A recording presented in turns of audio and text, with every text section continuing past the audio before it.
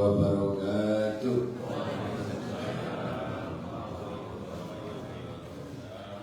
Bismillah, walhamdulillah, wassalatu wassalamu ala rasulillah Muhammad ibn Abdillah miftahi babi rahmatillah adada ma fi ilmillah salatan wa salaman daimaini bidawami mulkillah wa ala alihi wa sahbihi wa man wala amma ba'du.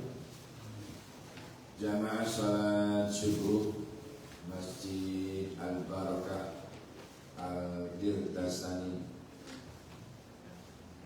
para alim ulama, para sesepuh, para jamaah sekalian, yang insyaallah kita semua akan terangkat derajat kita ke maqam yang terpuji insyaallah. Hadirin sekalian, mumpung kita ada di dalam bulan Rabiul Awal, di mana bulan ini menjadi mulia gara-gara ada di dalamnya dilahirkannya manusia yang suci dan disucikan, manusia yang mulia dan dimuliakan, yaitu lahir Kanjeng Nabi Muhammad sallallahu alaihi wasallam. Hadirin sekalian, memang kenapa kok tidak di bulan Ramadan katanya? Kenapa kok tidak di bulan Muharram? Kenapa tidak di bulan Rajab? Kenapa tidak di bulan Zulqa'dah? Kenapa tidak di bulan Dzulhijjah lahir Nabi? Bulan-bulan itu memang sudah mulia, Pak. Karena memang mulia. 4 bulan itu Muharram, Rajab, Zulqa'dah, Dzulhijjah itu bulan yang dimuliakan Allah karena gara-gara menjadi bulannya Allah gitu. Dan ngefek nanti. Tapi kalau bulan Rabiul Awal yang tadinya bukan apa-apa, bulan Rabiul Awal itu biasa-biasa saja dulu, berubah menjadi bulan yang suci dan disucikan, berubah menjadi bulan yang mulia dan dimuliakan. Kenapa? Jadi tadi karena di dalamnya kelahiran manusia yang sempurna, insanul kamil, yaitu Rasulullah SAW. Ini alasan kenapa kok tidak di bulan-bulan yang lain. Rabiul Awal dulu biasa-biasa saja. Nah, ulama menafsirkan bahwa kula panjenengan melok-melok mengagungkan di mana bulan ini luar biasa dengan memperbanyak sholawat di bulan ini, maka nanti katut seperti bulan ini, katut mulia, katut mulia. Oleh karena itu, saudara-saudaraku kaum muslimin muslimat,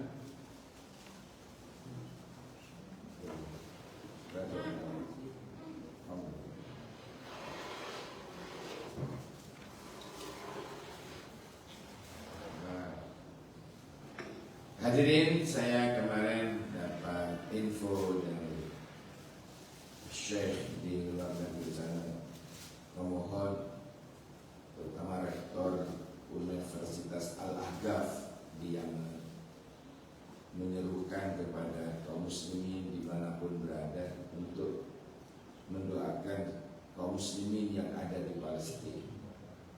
Kemarin itu dibombardir, tetap ribuan ibu-ibu dan anak-anak korban. Ya Allah, gak tega melihatnya. Makanya kata beliau, tolong di setiap doa boleh jenengan selipkan doa untuk keselamatan kaum muslimin dan Masjid Al-Aqsa yang sekarang dibombardir sama si iblis laknatullah alaih. Hadirin sekalian yang dirahmati Allah, bahwa dalam setiap sujud kita, sujud tahajud itu, sujud dalam sholat-sholat sunnah, minta pada Allah kemenangan dan kemuliaan kaum muslimin di sana dan Masjidil Aqsa, tempat ketiga, tempat suci ketiga umat Islam, yaitu Masjidil Aqsa. Hadirin sekalian yang dirahmati oleh Allah,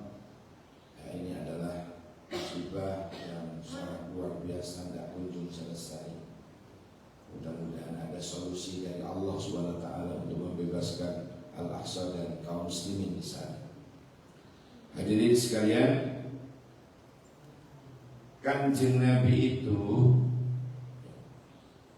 berharap kepada setiap umat Islam untuk senantiasa ada istilah riyadhah.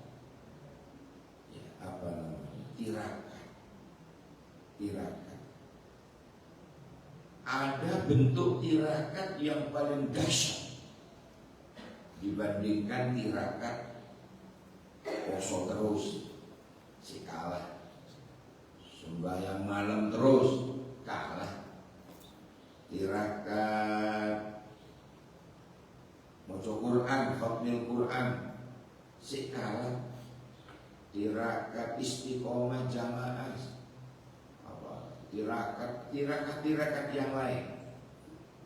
Gak mulai di gua, jangan zaman pian. Saya kira secara usum, iktikaf saja di masjid. Semua tirakat itu kalah dengan yang satu itu. Apa kira-kira tirakat yang dahsyat? Tirakatnya cuma disuruh jogo hati.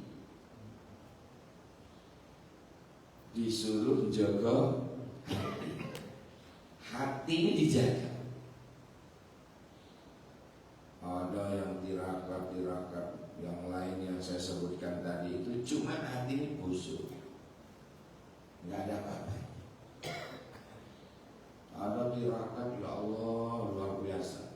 Tirakat ya, siang poso, ya, bangi, tahajud. Tirakat, Masya Allah, hebat tirakat. Tapi hati ini busuk. Apalah arti sebuah tirakat? Sehingga Nabi jaga hati. Yauma la yanfa'u malun wala banun. Di suatu hari kelak, ketika tidak ada lagi manfaat dari harta dan anak-anak, illa man atallaha biqalbin salim, kecuali orang-orang yang datang ke hadapan Allah dengan hati yang bersih. Hati Pak, hatinya, wah ini jogo hati itu teriak tirakat yang terdahsyat dunia akhirat. Tirakat yang paling dahsyat. Ini koyo opo wis. Pinter Masya Allah. Saking sakti ini iso gergaji angin. Angin lho Pak digergaji. Saking sakti ini. Ilmu ini sundul langit. Pinter Masya Allah. Dan hati ini busuk. Untuk apa? Untuk apa ilmu setinggi itu? Nang tonggo welek, nang wong tuwa ngelawan. Ya Allah, na'udzubillah subhanahu. Enggak ada apa-apa, enggak ada artinya. Enggak ada artinya. Makanya di dalam Al-Quran itu, di mana ada hablum minallah, di situ Pak ada hablum minannas. Dua arah vertikal dan horizontal ini benar-benar kita lihat, kita jaga, kita amalkan. Ada orang yang hanya vertikal saja, memikirkan ibadah-ibadah kepada Allah, sholat wajibnya dijaga, sholat sunnahnya dijaga, puasa wajibnya dijaga, puasa sunnahnya dijaga, semua dijaga. Sedekah wajib dijaga, sedekah sunnah dijaga. Sedekah wajib itu maknanya zakat. Semua dijaga, semua diamalkan sudah. Hebat vertikalnya Pak. Hanya gara-gara horizontal dia tidak melakukan. Tidak ada belas ibadah horizontalnya. kepada sesama aja kurang ajar. Nang wong tua itu aduh lagi kongkol, lagi dimintai tolong itu loh. Lah kok ngomong. Nah, itu apa itu? Gini bahasa Indonesia apa? Akek cek gitu. Bahasa saya akek cek. Bahasa Indonesia ini apa Pak? Halo? Yang guru-guru bahasa. Akek cek. Itu makna dari ufin. Ufin itu tidak hanya bisa dibaca menurut orang. Ufin, akecek, itu saja sudah jatuh durhaka. Nang wong tua, nah ngono disuruh dimintai tolong emo, lah kok Anda kak itu saja sudah masuk dalam kategori durhaka. Naudzubillah. Subhanallah. Itu durhaka. Nah ini merusak horizontal. Nang wong tua kaya ngono. Ndah nionan dulur. Ndah nionan tangga. Ya Allah. Hilang ibadahnya, Pak. Dianggap tidak ada apa-apanya. Dianggap tidak ngefek. Salatnya, puasanya, zakatnya, sedekahnya. Inilah dahsyatnya. Ya, kalau cuma horizontal, vertikal tidak apa-apa. Contoh, nang tonggo api, nang tuwek api, nang dulur api, weh hebat sosialnya Pak. Cuma gak tahu sholat. Loh ini gak tahu ibadah. Berarti yang rusak horizontal. Hablum minallahnya rusak. Apa namanya nih? Cemplung neraka. Hadirin yang dirahmati Allah. Ini perlu saya sampaikan. Nabi soalnya dulu pernah ngantikok. Sampai meninggalnya pun Nabi masih terucap dari lisannya as-salat. As-salat. Jadi saya itu dulu Pak. As-salat. Jogoan sholat. Nah, saat sehat Kanjeng Nabi nanti sanjang itu.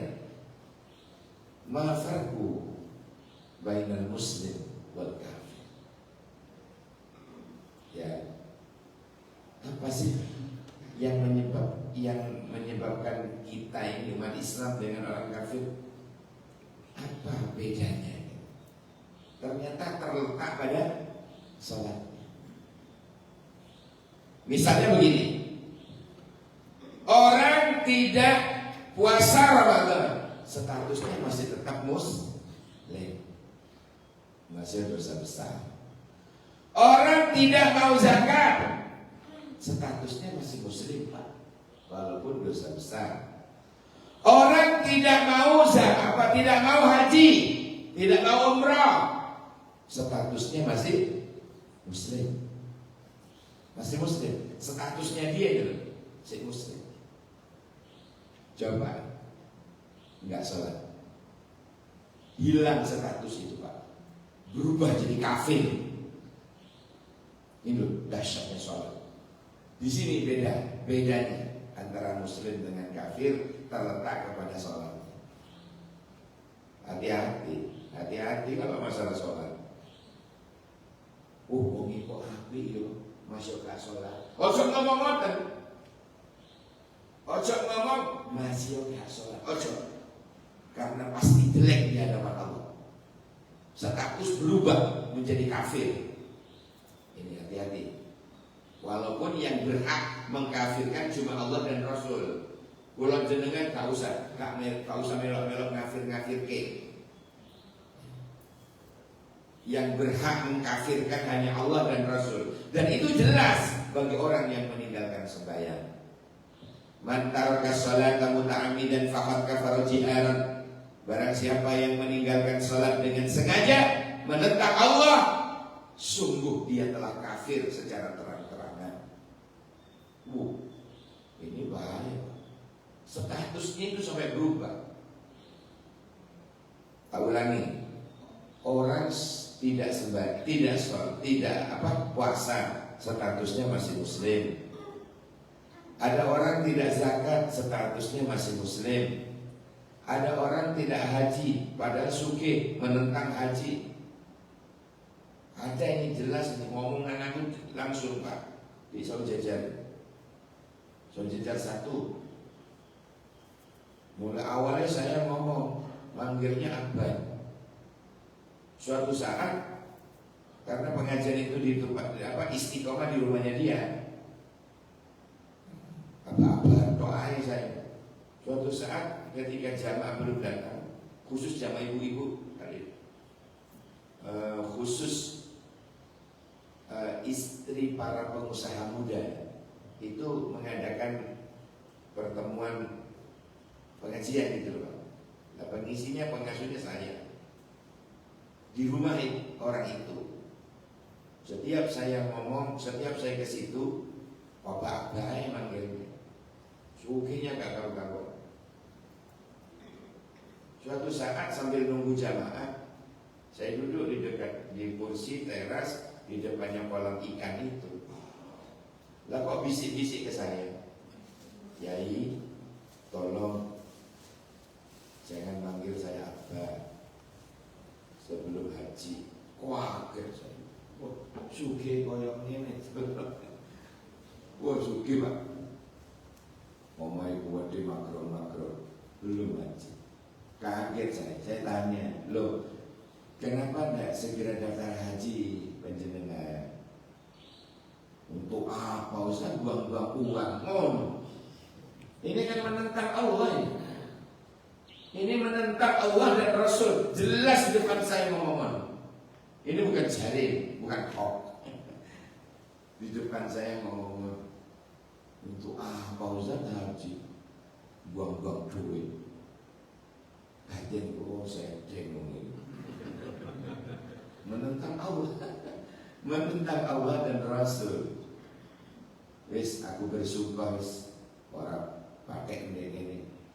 Bilang ke ibu-ibu, jamaah sekalian, mohon maaf nih, ini keranten jadwalipun sarengan, terus mohon dengan hormat untuk mencari ustadz yang lain, mencari kiai atau pengisi yang lain. Saya betul, padahal bukan karena dakwah di situ, bukan karena apa-apa ya, karena ogah di situ. Tak ketemu gimana rapatnya. Wah, Allah saja digitukan, Rasul saja digitukan. Wah, apalagi nih guru nih, waduh wis. Mumpung durung. Udah tahun berganti tahun Pak. Tak kok ngebel saya pas Ramadan. Ini kira kata blokir. Akhirnya takut penting, saya angkat. Nggih Pak, kakak Abah mana wis? Iya Pak. Nyuwun tulung Yai ngisi teng griya. Kula kedatangan alumni SMA pengen buka bersama teng griya tanggal sekian. Sakit napa mboten? Nyuwun tulung. Waduh. Kena nyuwun tulung. Ya sudah, barangkali dia sudah insaf. Itu tahunan Pak, tahunan. Nah, akhirnya suatu saat sampai di situ pada hari dan tanggal yang telah ditetapkan pas Ramadan, ceramah sampai berbuka. Begitu maghrib selesai, terus dia minta awal-awal itu saktarawai, sehingga saya tidak berani menerima takmir yang lain, khusus tanggal itu tarawih di situ sekalian. Kemudian dan selesai ceramah berbuka, sebentar lagi kita ngimami ini maghrib. Begitu saya takbir Pak, jadi pas sejadah ini persis dekatnya pintunya kamarnya dia, kamarnya. Karena rumahnya panjang besar, cukuplah untuk jamaah. Terus begitu saya takbir, ada kejadian mengagetkan saya. Ya Allah, hati copot rasanya.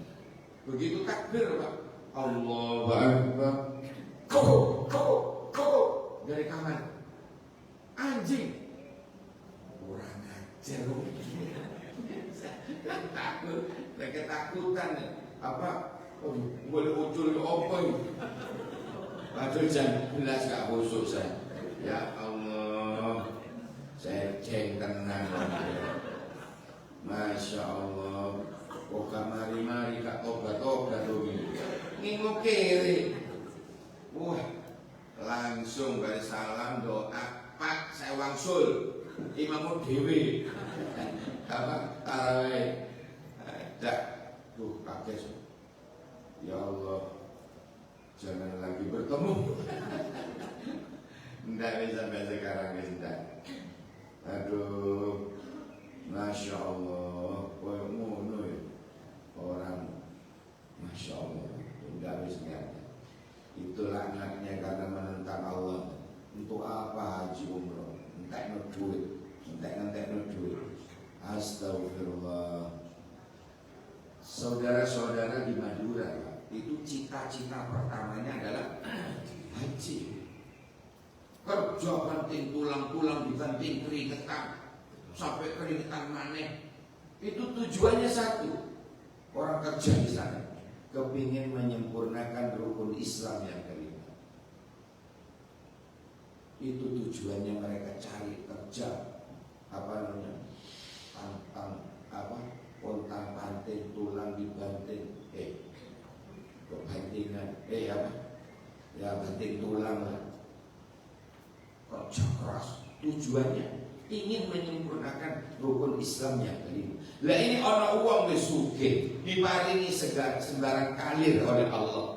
Kalau hatinya busuk, hatinya jauh dengan Allah, Pak. Orang haji malah omongannya gak karu-karuan kayak ngono. Apa ndak tersinggung Gusti Allah? Apa ndak tersinggung Kanjeng Nabi Muhammad SAW dengan omongan kayak ngono? Masya Allah. Yang lebih menyakitkan lagi itu ngomong ini, saya kalau jamaah Jumatan Yai, pasti saya paling belakang. Saya menjauh kira-kira sekian meter, ya kata 5 meter dari orang kebanyakan. Batinku, ini mata kok mana? Sebelum itu Pak, sebelum kejadian menolak apa? Menolak haji itu, paling murah omes atau dengar. Sebelumnya itu ngomong masalah sholat. Boleh sholat dengan kang bundi dan awalnya. Kalau Jumatan ini kita Ahmad Yani ngeriko. Ahmad Yani. Oh, aliran ini Kamandola katanya. Aliran Kamandola. Oh ya. Di situ ya. Terus alasan jenengan ngedoh nopo. Ulah kuat deh. Dempet. Rapatkan sok. Ulah malah ngedoh. Jadi imam sawu subuh bakum, baina tasbihata subuh minta ma sholat, tak mau sunnah. Ayo rapatkan, luruskan saf kan gitu. Walau malah menjauh. Loh, napa awak? Gak kuat kalau ambune kelek wong-wong. Wah, Masya Allah kemenye. Ini kalau membicarakan orang tanpa disebut nama dan jenengan karo, itu bukan ghibah, Pak. Bukan ghibah. Membicarakan orang lain tapi tidak nyebut namanya, dan yang diajak bicara karo. Bukan ghibah namanya. Apa? Pelajaran hikmah biar pulang jenengan tidak niru orang setan model itu. Setan kan ada dua, Pak. Minal jinnati wan nas. Kadang setan itu dari jin atau jun, apa namanya? Manusia. Ya, kerjaannya setan satu, alladzi yuwaswisu fi sudurin nas, ngisru. Bahasa Jawanya ngisru. Wah, kayak itu. Makanya saya menjauh itu karena perintah Quran, jauhilah setan. Fa innahu aduwwum mubin. Karena setan adalah musuhmu yang nyata. Satu. Yang kedua, ada rasan-rasan dan nyebut namanya juga tidak dosa. Kapan? Ketika ngerasani orang medit, itu gak dosa. Saking eleknya makhluk yang namanya medit. Jadi kitabnya, di dalam kitab Bidayatul Hidayah yang ditulis oleh Imam Al-Ghazali ketika menerangkan tentang bab hibah. Ghibah, katanya Imam Ghazali, adalah minal kabair, termasuk dosa besar. Dan Allah tidak akan mengampuni sebelum yang dihibah itu memaafkan. Wah, ini besar banget ini berarti. Tetapi, nah ini ono keterangan nih. Tetapi ngerasanya wong medhit ora dosa. Kenapa? Saking eleke makhluk yang namanya medhit. Makanya larangan keras medhit itu, Pak. Ada lagi saya baca dalam kitabnya Sayyid Abdul Wahab Asy'arani. Ya, judulnya Al-Minahus Tsaniyah. Kitab tasawuf. Tipis kitabnya. Dulu pernah saya bawa sini. Masih di bawah sana kitabnya. Itu anak tulisan. Beliau nulis nukil dawuh Kanjeng Nabi pada waktu Kanjeng Nabi majelis taklim kayak begini. Nabi bilang begini, pada waktu itu tidak lama dari Mi'raj, tidak lama dari peristiwa Mi'raj. Kanjeng Nabi tausiah. Apa kata beliau? Pada waktu Mi'raj itu, Pak, ra'aitu maktuban ala babil jannah. Ditampakkan kepada Nabi oleh Allah sehingga Kanjeng Nabi bisa melihat tulisan di atas pintu surga. Kan gitu dulu. Saya menerangkan di Bapak masih ingat ini. Aku pernah melihat tulisan, kata Nabi, yang tertera di atas pintu surga itu. Ra'aitu maktuban ala babil jannah. Ningali sapa ingsun maktuban ing siji tulisan ya ala babil jannah ing atase pintu surga. Napa tulisane? An kuwede Mas tak delok niku. Kok lah kitab. Ante muharramatun. Ante utawi sira pintu surga. Muharramatun iku den haramaken ala kulli bakhilin wa aqil wa namam. Ing ngatasi wong, ing ngatasi saben-saben wong kang medhit pol. Awakil wong kang durhaka. Au namam dan kami bicara. Kalau ini Pak haram masuk surga. Bukan tidak boleh masuk surga ya. Bukan tidak masuk surga, maksudnya haram masuk surga. Waduh, ini tingkatannya haram masuk surga, Pak. Berarti wajib masuk neraka. Wong kapan loro besok ini. Lekas kapan ono kata-kata haram masuk surga, berarti wajib masuk neraka. Na'udzubillah. Siapa? Wong telu nih. 3 kelompok manusia ini haram masuk surga, Pak. Ala kulli bakhilin. Pertama, ingatasi wong kang medhit pol ana pole. Kadang saya terheran-heran di masyarakat itu. Nang bojone dhewe medhit. Tapi aneh, nang bojone tangga lho, Pak. Alai. Jangan mudah lagi. Kuda yang mana? Kuda yang mana? Tuan Sanani. Kuda yang putih di dalam kandang. Tuan Sanani. Janda yang putih, mukanya putih, lehernya hitam. Kakak tuh jari. Ancor bisa delok. Tekor bisa mentol. Allahumma shalli ala Muhammad. Na'udzubillah subhanahu na'udzubillah. Ketika kita menjadi hamba yang memedhit, karena apa? Memedhit itu dijelaskan lagi dalam kitab Mukhtarul Ahadits. Yang pertama ba'idun ba'idun minallah, jauh dari Allah. Ba'idun min rahmati, jauh dengan kasih sayangnya Allah. Orang masjid itu yang ketiga, qaribun min adabi, cedek karo adabnya Allah, Pak. Makanya dirasani Kak dosa niku mergo dadi makhluk sing paling welek. Belajar lomba. Belajar lomba, ibu-ibu belajar lomba nang bojo. Nek turu gak usah nambah apa-apa. Babelah dewi. Masya Allah, itu lomba. Lomba. Okay. Jangan pas jadi istri yang tidak taat, suruh ke barat, ke timur, suruh ke utara, ke selatan, suruh melumah, mengkurap, celonongan bisa, nono rantai digembok bisa, wes. Lah ana wong ngono wis kate dikapakno. Bojone sampai subuh golek kunci, gak ketemu. Ya Allah, naudzubillah summa naudzubillah. Hadirin sekalian yang dirahmati Allah, ala kulli bakhilin, yang perlu digarisbawahi, ala kulli bakhilin, ing ngatasi saben-saben wong kang medhit pol. Hati-hati, hati-hati. Jadi makhluk yang paling welek, Pak, itu adalah wong medhit. Hati-hati, hati-hati. Sebaliknya, ya, sebaliknya, kalau loman as-sakhiyu, ya, qaribun minallah, dekat dengan Allah. Qaribun min rahmati, dekat dengan rahmatnya Allah. Ba'idun min adabi, wong loman iku adoh dari adabnya Allah. Lah kula jenengan sudah dikasih info sama Rasulullah begini, tinggal milih pundi. Tinggal milih jadi wong elek atau jadi hamba Allah yang mulia. Lelek kepingin mulia, lomano. Loman, anak-anake loman, bojone loman, wong tuane loman, tonggoe loman.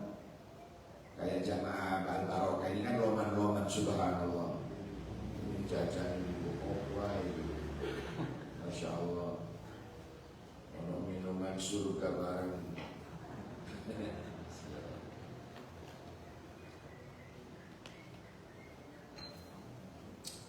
Yang kedua, siapa tadi yang diharamkan? Setelah ala kulli bakhilin wa aqil, durhaka. Ini durhaka ini. Hati-hati durhaka.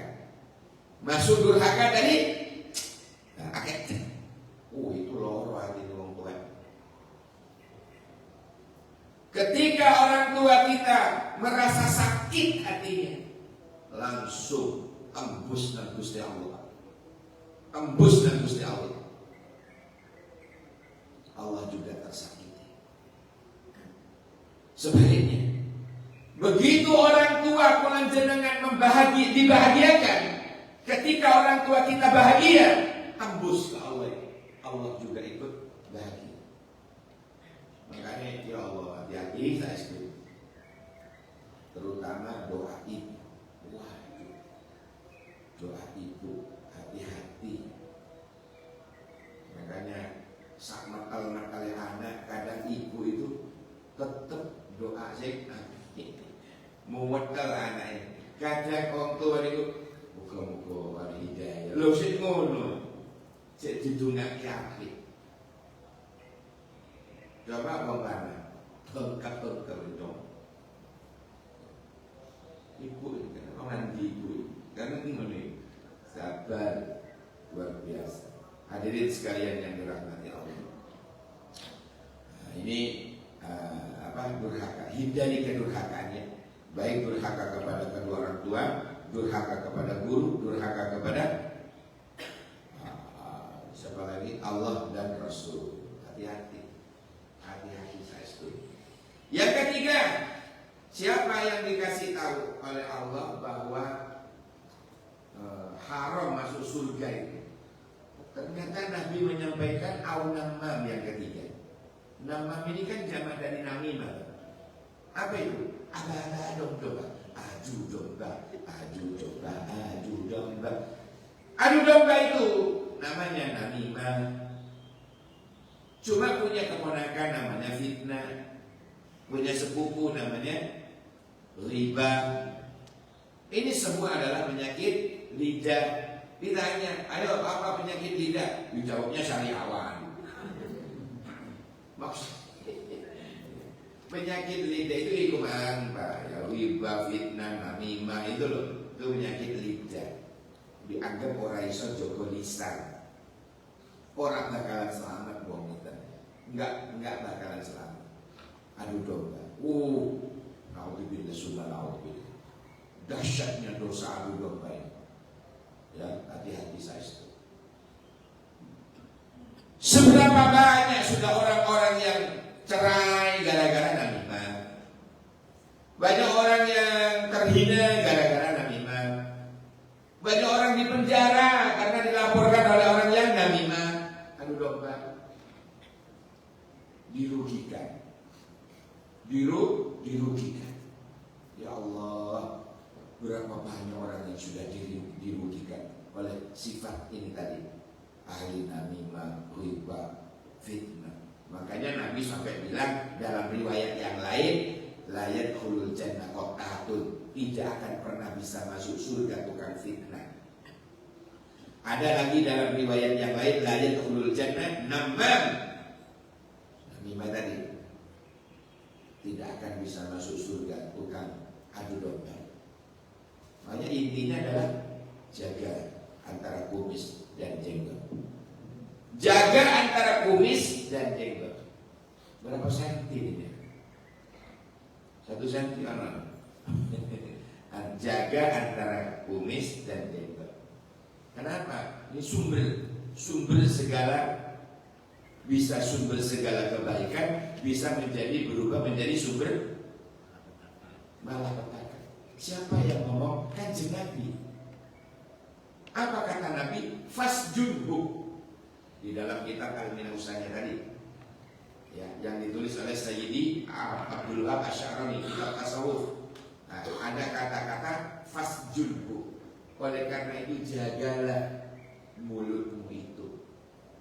Fa innahu moko sak temeni mulutmu iku, kata Nabi, kalbun akur, koyo kirik gendeng. Sampai digambarkan seperti itu oleh Rasulullah. Kenapa? Saking bahayanya. Ini sudah mulai betul, Mbak Prof. Kurang berapa menit lagi? 30. Hah? Kurang 30 menit. Ancol sendelor. Ini gara-gara saya suka susu tadi Pak. Kitabnya Kari. Jadi pengajian umumnya ini. Sudah tak titipkan ke anak, tak siapkan kitabnya itu loh. Yang kitab apa? Riyadhus Shalihin. Ada sarannya 4 jilid itu. Saya ambil. Allah bersulai. Ini bingung di mobil ini. Masya Allah. Ini sekarang pengajian umum aja. Allahumma shalli ala Muhammad. Allahumma shalli ala Muhammad. Hadirin sekalian yang dirahmati Allah. Kembali ke tadi. Kata Nabi fasjunhu. Ya, jogon. Ini pasti tak rasa lagi. Fasjunhu. Jaga lisan kalian. Jaga itu mulut itu, kata Nabi. Fa innahu kalbun akur. Karena lisan itu, mulut itu persis kiri galak, kiri gendeng. Saking bahayanya, jenengan tinggalin. Lu anak perkirian itu, jenengan tinggalin. Ya, jenengan bedanya di mana? Kiri biasa dengan kiri gilek. Kiri biasa dengan kiri gendeng. Ini jenengan tinggal.